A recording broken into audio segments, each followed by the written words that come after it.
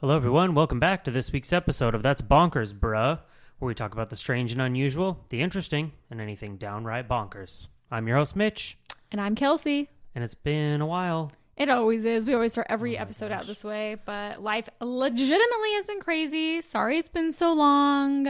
We had a water leak issue at our house, and we've been dealing with that, and then it was the kids back to school. We had fans going to this water thing for like 3 weeks. Yeah, like 2.5 industrial weeks, fans. And huge ass dehumidifiers. 24/7. It's been so awful. So our house has not been very livable. Still not. If you have ever had a water leak issue or a flood or anything, you know how terrible it is. I would not wish it on anybody. It's truly been the biggest pain in the ass.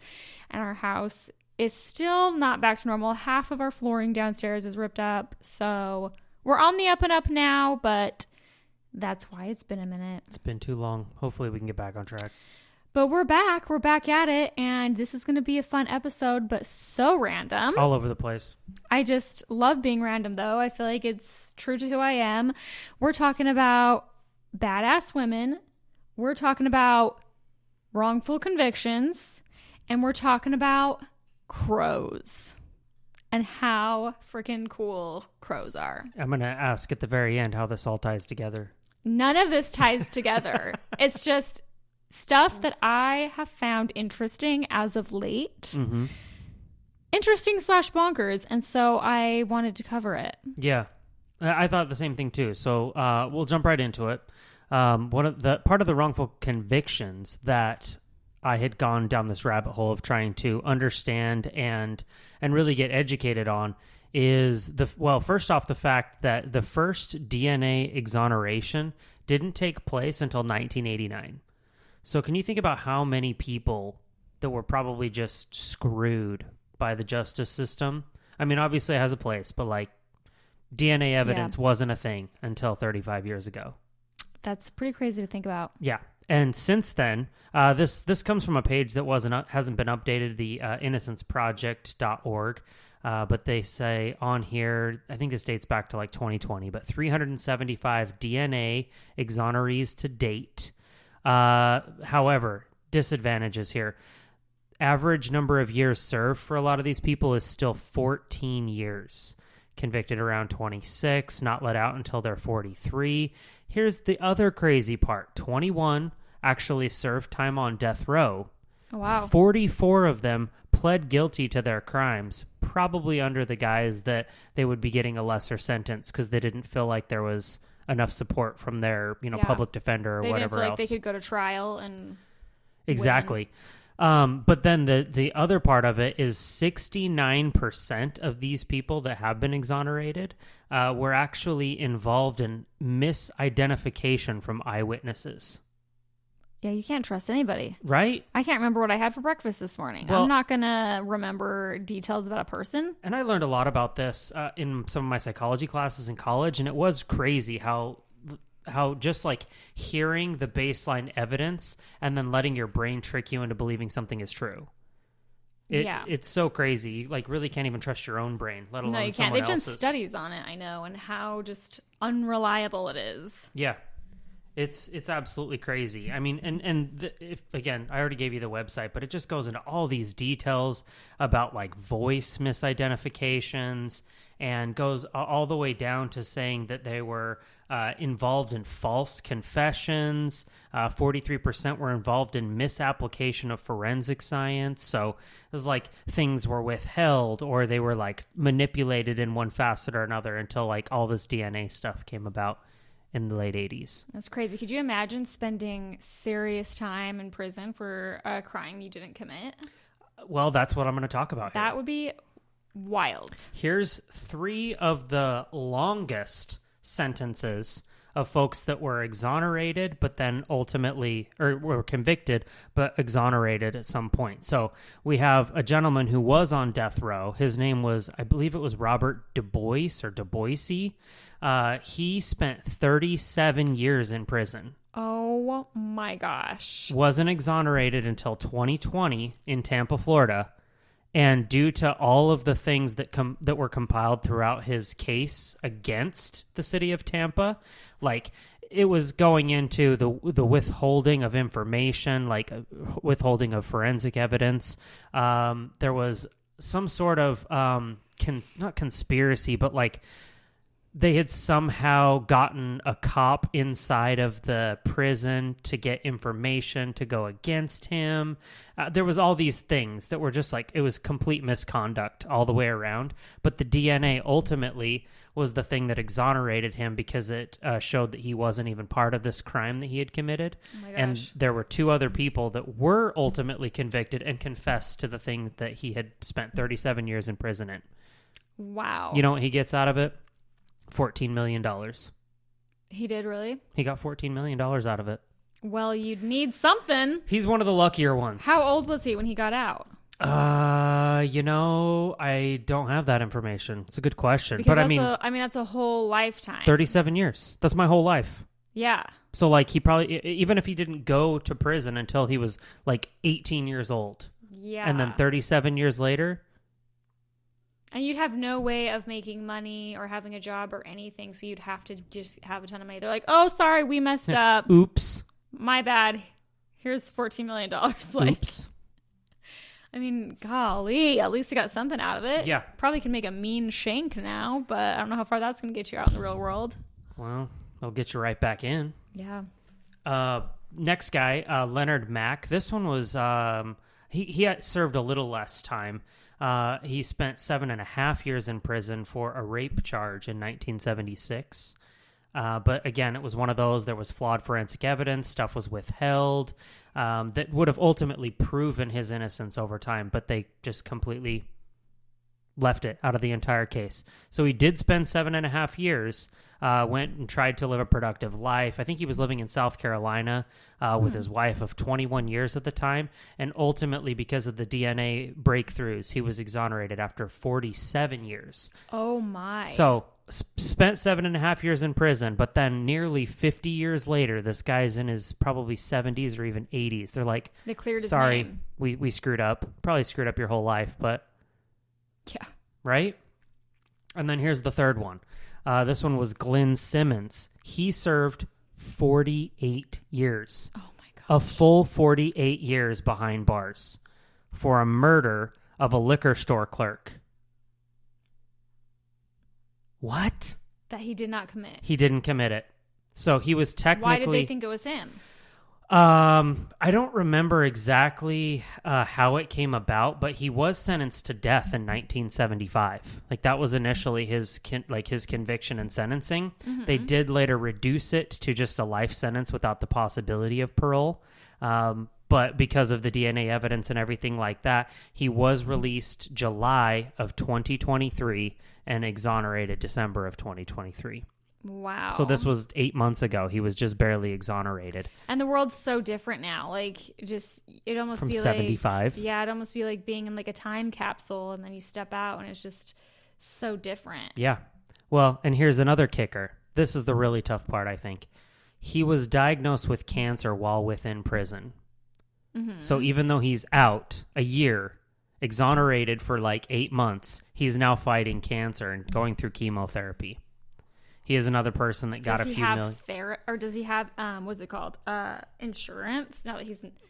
He doesn't have a job. They ended up giving him about $7.3 million. Okay. It was like the state of, I think it was the state of Oklahoma they were only permitted to give him the maximum of like $150,000. But because he like had such a case against everything, he was able to sue in all these different ways and get about $7.3 million. But it's like cool. But I also spent nearly 50 years behind bars for a crime I never committed, and now I have cancer that I've got to fight. That's crazy. I mean, it pays to have...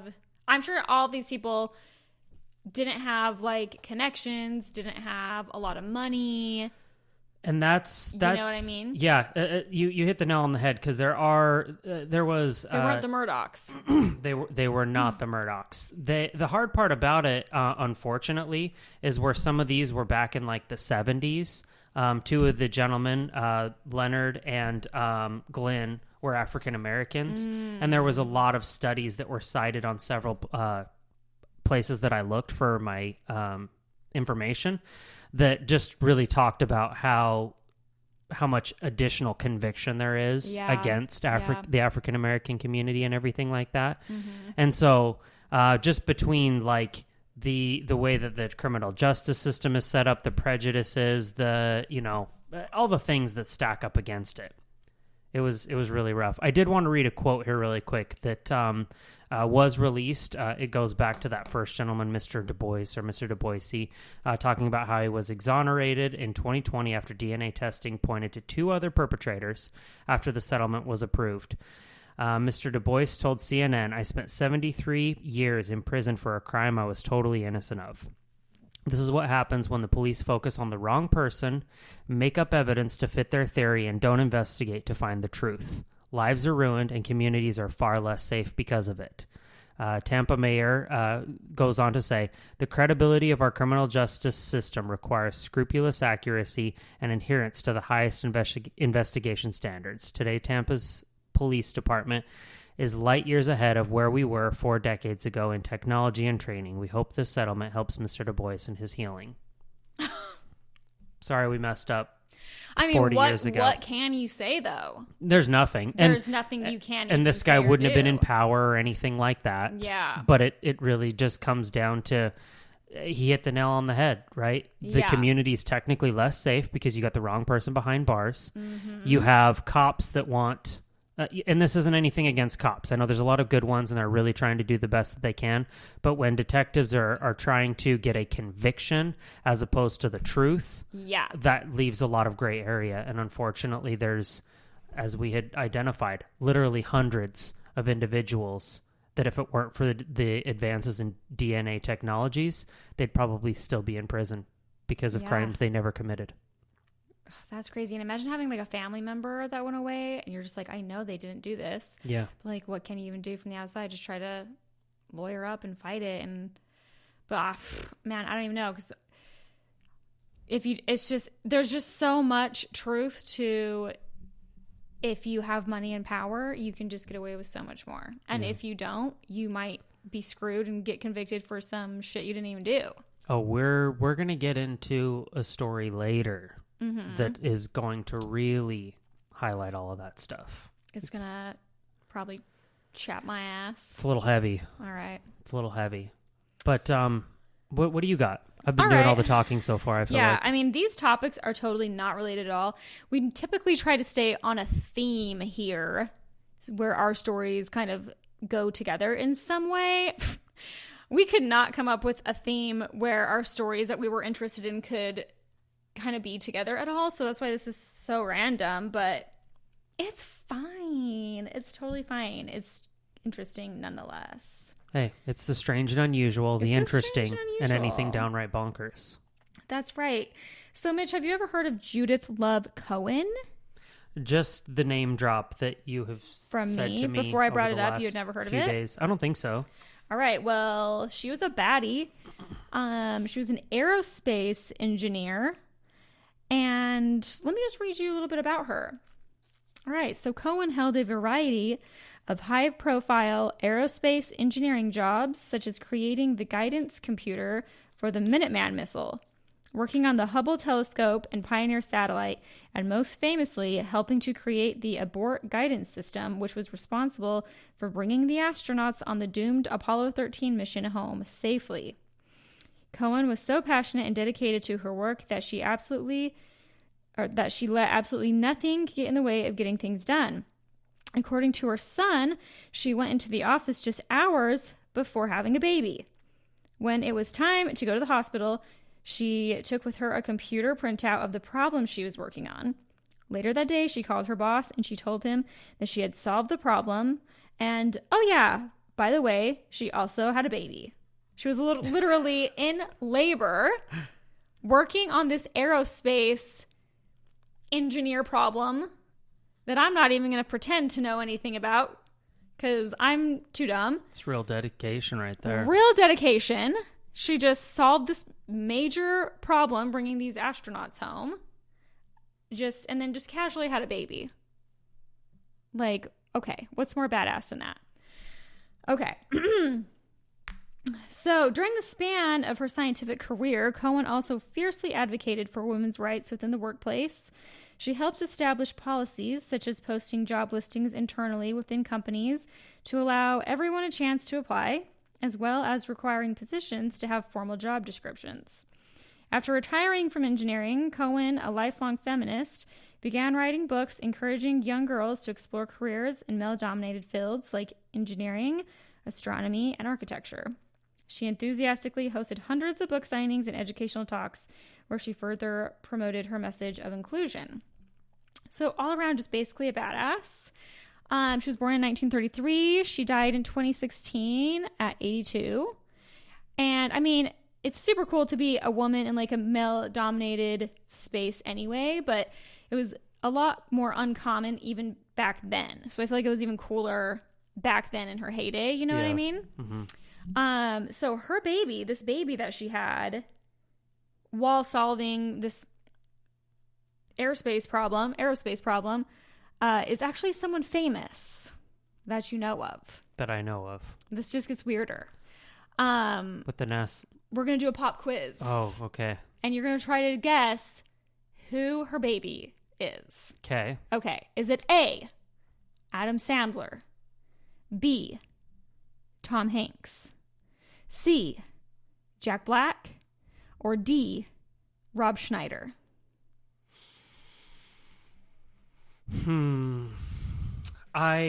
Maybe it's just me trying to connect dots that are not really there.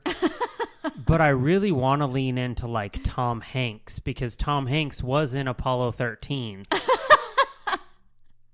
I think, right? I'm pretty sure he was like, I'm pretty sure I'm thinking of the right show. Apollo 13. Yeah, like, it was Tom Hanks. Is that your final answer? It's going to have to be because, I mean, otherwise I'm making stuff up anyways. It could be Adam Sandler. I don't know. Well, you're wrong. Okay. Do you want to guess again? This is so fun for me. For some reason. We have Jack Black, Adam Sandler, Rob Schneider, and Tom Hanks. Mm-hmm. Am I wrong on Adam Sandler and? Yes. Okay. So... Can I just tell you want to now? just say, I mean, I don't know, because Rob Schneider's something else and Jack Black's really something else. And so, like, to have such a strong female figure that was dominating the aerospace places, I mean, how far we've fallen. I don't know. Hit me with it. It's Jack Black. It would be Jack Black. I know. Isn't that He's wild? Just over here like Tenacious D. I know. And he makes jokes about it, that his parents are like, his dad too is also an aerospace engineer. So he makes jokes about how his parents are these like super smart, like rocket scientists, and he's School Jack of Rock. Black. Yeah. That's why when I was coming up with these options, I was trying to kind of pick options that were all kind of in the same group of like comedy and age and stuff like that. Yeah. Okay. Isn't that interesting? It is pretty interesting. Like, you would never guess. I know. Like I said, I immediately went to Tom Hanks because I see him as like someone he seems relatively intelligent. And then I didn't know if there was like Jack Black. No, Jack Black was the last person on my list. That's why it's so funny and interesting. When I heard this story, when I came across it, I was like, no effing way is that true. So then I had to Google it and I was like, oh my gosh, this is real. And then I was like, I've got to cover this on the podcast. That was wow. I don't even know what to say because like I just think Jack Black is, like I said, School of Rock or like the greatest song in the world. He's just so bizarre. He's just out there. Mm-hmm. Like, what's his name from Orange County? Lance. He's Lance. He's Lance in real life. I know. He's not acting there. He just hangs out in his underwear. And so funny. That's crazy. I know. So cheers to Judith for being a badass female and having Jack Black as a son. Yeah. That's crazy. I know. That's why I couldn't tell you about it, because I've been waiting for this moment for you to guess on the pop quiz. All right. Thanks do you want to do? Making me look a fool. You're welcome. You want to do your thing now? I'll do my thing. Like I said, this one is a little heavier because, well, there's a lot to it. There's a lot of layers, and I'm going to read this because it actually it comes from deathpenaltyinfo.org. So more reputable than anything that I could come up with, for sure. Okay. All right, we're going all the way back to March 24th, 1944. So June 16th, 2024 marks 80 years since South Carolina executed 14-year-old George Steiny Jr. Historical reports indicate that on March 24th, 1944, Mr. Steiny and his younger sister Amy were playing outside when two white girls approaching them asked where they could find a particular flower. Neither Mr. Steiny nor his sister knew where the girls could find those flowers, and they quickly moved along. That evening, when both girls failed to return home, a search party was sent to find them.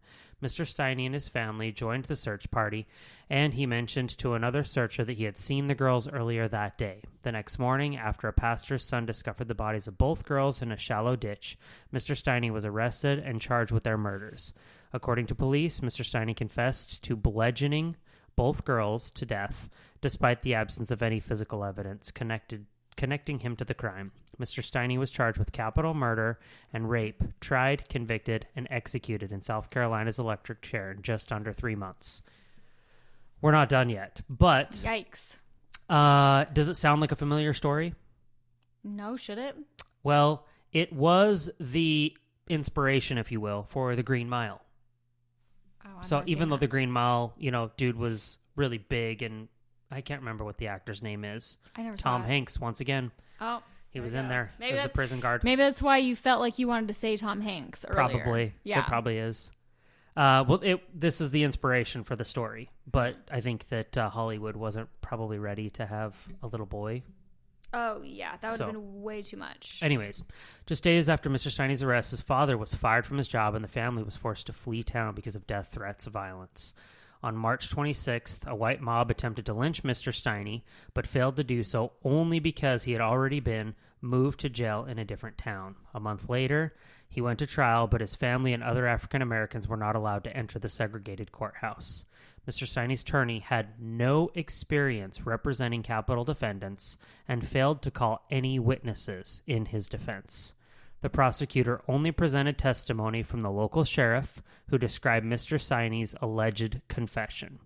After just 10 minutes of deliberation, an all-white jury sentenced Mr. Steiny to death for rape and murder. Governor Johnson refused to grant clemency to Mr. Steiny, and he was executed by the electric chair in June 16, 1944. Newspapers reported that guards had trouble getting him strapped into the electric chair built for adults, as he stood only 5'1" and was 95 pounds. Ugh. When the executioner flipped the switch and the initial 2,400 volts surged through Mr. Steiny's body, the oversized mask placed on his face slipped, exposing the tears streaming from his frightened eyes. Mr. Steiny remains the youngest person executed in the United States during the 20th century.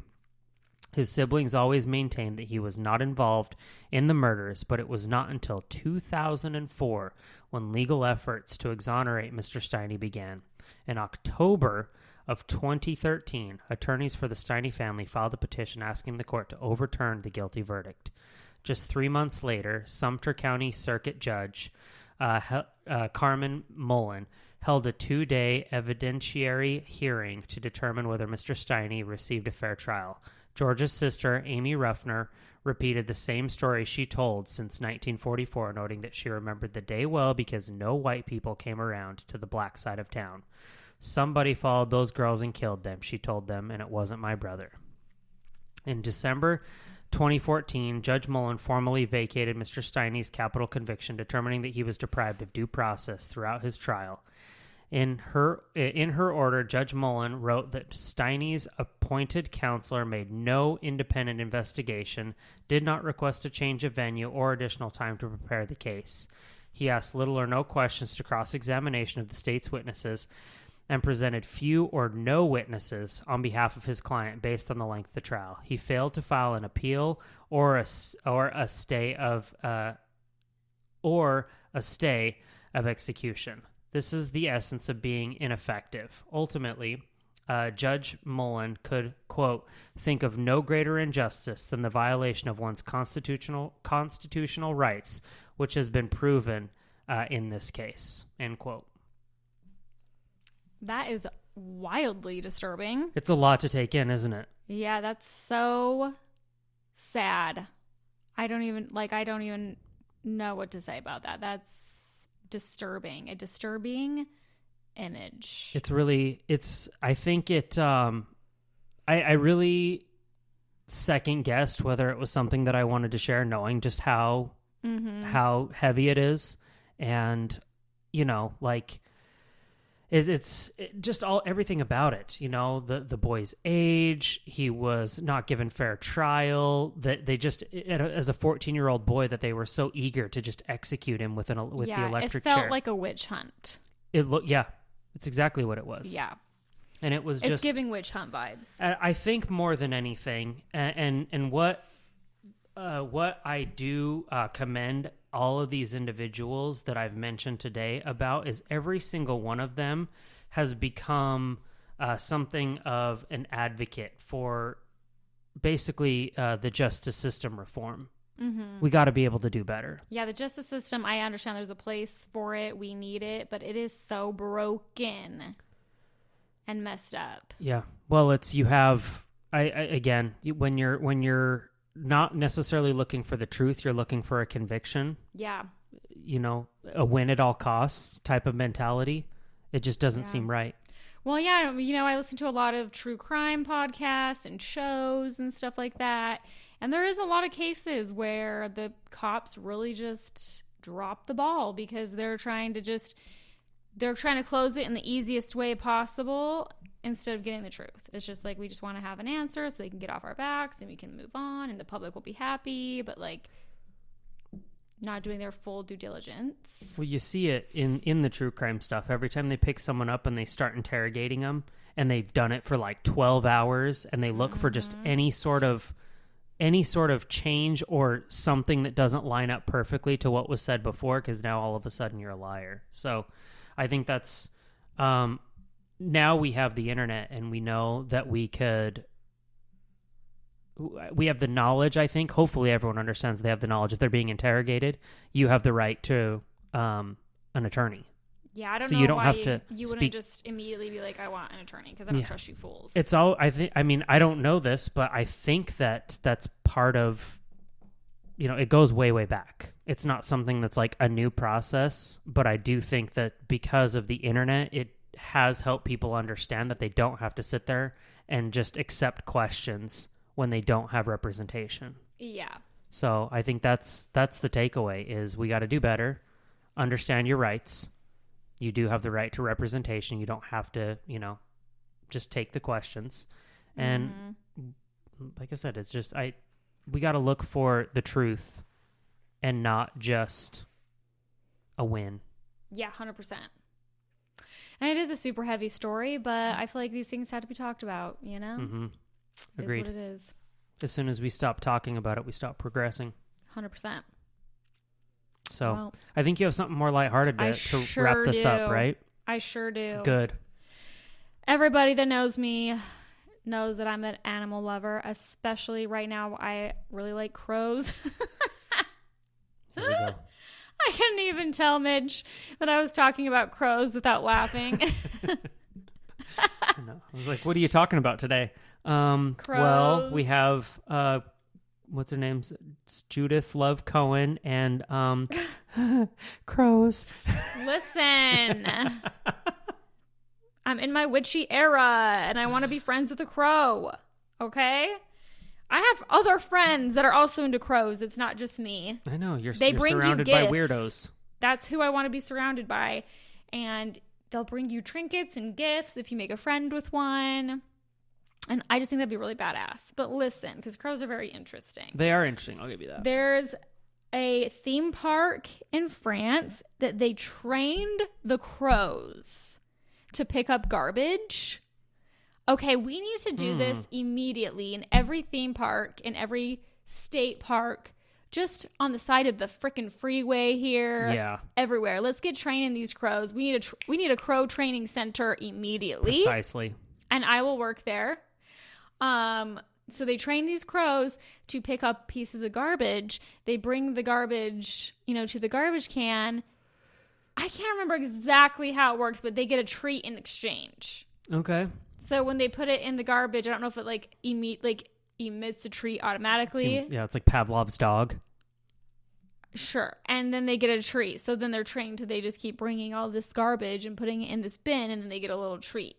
How clever. It's very good. And amazing is that? Mm-hmm. I don't know if you guys have seen the sides of the freeway here, but holy shit. Apparently everybody in Charlotte was raised in a barn and doesn't understand that garbage goes in a trash can. There's so much garbage on the side of the freeway. It pisses me off. I saw somebody throw a disposable cup like full of ice and stuff out their window on the freeway the other day. And it really took all my power to not honk and flip them off. But you just never know if they're going to shoot you in return. So if we could get crows on this cleaning, that would be so phenomenal. Is that what you want to do? Is that your encore career? I think it might be. We need to open a crow center. A crow center. We'll train them. They'll still be wild. Obviously, they won't be in captivity, but we'll train them to pick up the garbage. A crow training center. We're going to need a shitload of crows. There's a lot of them around.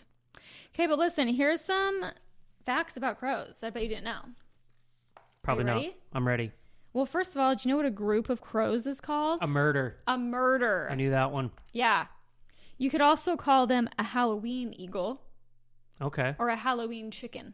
Halloween chicken. Okay. Crows are super smart. Okay. They mate for life. Okay. Did you know that? I don't think I did. No. They can remember faces. Mm-hmm. AKA hold a grudge. Oh, okay. Because they'll remember your ass. So if you do a don't crow piss dirty, off a crow. If you do a crow dirty, look out. Because they're going to murder you. They're coming for you. A murder's coming to murder. Yep. Good one, Mitch. Dad jokes.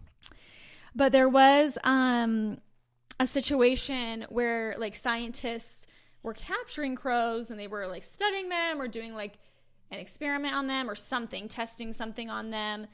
And it got to a point that when the scientists went back out to their car, the other crows had recognized, like they remembered their faces and that they had taken some of their flock, and they would dive bomb them. Oh, I thought you were going to say they'd shit on them.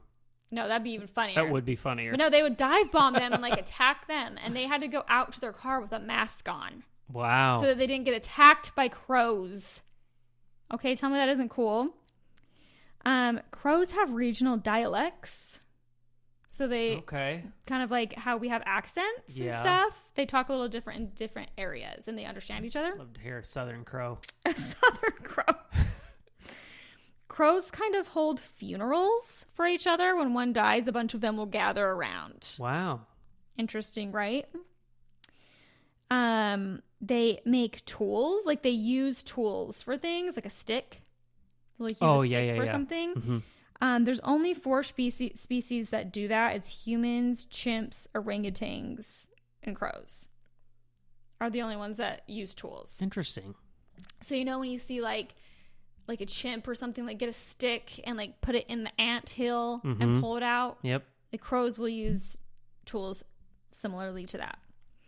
What do they need tools for? I guess it's irrelevant, but I'm just trying to think of like what would they need a tool for? Like I understand I don't the chimp. think they need it on a regular basis, but they can do it. But they just like are like, oh, here's a paper clip and I need to pry this thing open. So I don't know, but they just can. But what was I gonna say? Oh yeah, then the last thing is that they hide their food. And they'll come back to it later. So if they need to hide it from like another crow or another like animal. The freaking squirrels. Yeah, the squirrels are savages. They'll hide it. Good for them. So they're really smart. They're really super smart. So bird brain. When you call someone a bird brain because you think they're stupid, that's not a thing. At least not with crows. A lot of birds are really smart. Like, parrots and stuff are super smart. Yeah. They don't just mimic. They actually can identify things. Oh, I know what side of TikTok you're on. I've seen it. Yeah, it's not just TikTok. I actually read a book about it. And this was not an audiobook. It was a live book. Cover to cover? That I read with my eyes. Good for you. Yeah, it was a while ago. It was about the African gray named Alex that they did. Yep. Yeah, a language experiment on him. Alex stands for Animal Language Experiment. And they proved that it was a very long study over the course of his whole life, and they proved that parrots and stuff don't just mimic, that they actually can like have a dialect in a conversation, identify things. You could be like, what color is this? And it'd be like red. But all you have to do is be on TikTok now to verify that. You can watch freaking parrot videos all day on there, and I do.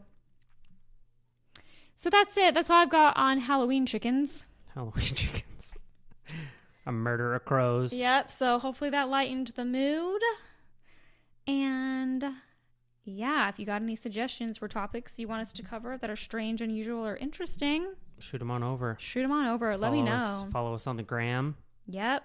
And tell your friends. And appreciate it, all the listens and ratings. Love it. Appreciate it. Makes our day when we get a rating or when somebody says that they have listened. So means a lot. Yep. That's all we got for now. Everybody stay spooky. It's spooky season, and we'll see you next time. Adios.